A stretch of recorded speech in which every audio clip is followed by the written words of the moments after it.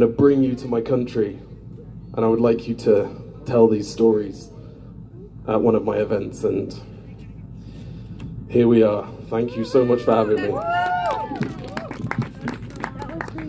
This is a bedtime story that I wrote for my little 6-year-old brother and sister, because it was a very confusing time. They were confused and I was confused, and we didn't know when things were going to get better. And that is the wonderful thing about being a storyteller.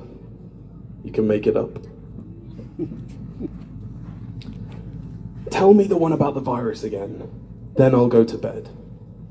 But my boy, you're growing weary, sleepy thoughts about your head. Please, that one's my favourite, I promise, just once more. Take me back to 2020, that's all I'm asking for. Okay, snuggle down, my boy, though I know you know full well. This story starts before then, in a world I once would dwell. It was a world of waste and wonder, of poverty and plenty. It was back before we understood why hindsight's 2020. You see, the people came up with companies to trade across all lands, but they swelled and grew much bigger than we ever could have planned. We'd always had our wants, but now it got so quick, you could have anything you dreamed of in a day, and with a click. We noticed families had stopped talking. That's not to say they never spoke, but the meaning must have melted and the work-life balance broke.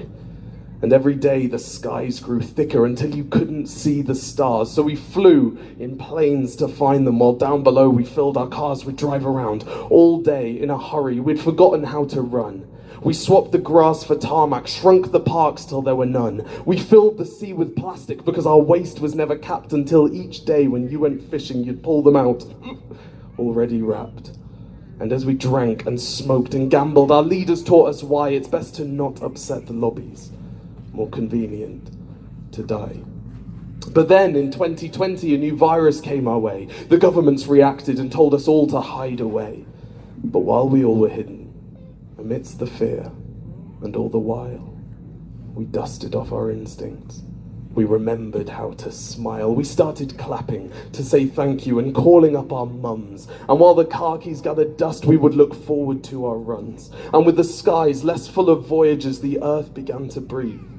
And the beaches bore new wildlife that scuttled off into the seas. Some people started singing, some were dancing, some were baking. We had grown so used to bad news, but there was good news in the making. Old habits became extinct and they made way for the new, and every simple act of kindness was now given its due. And so when we found the cure and were allowed to go outside, we all preferred the world we found to the one we'd left behind. But why did it take a virus to bring the people back together? Because sometimes you've got to get sick, my boy, before you start feeling better. Now lie down and dream of tomorrow and all the things that we're gonna do. And who knows, if you dream hard enough, maybe some of those things will come true. We now call it the Great Realization. And yeah, since then there have been many. But that's the story of how it started and why hindsight's 2020. Shukran.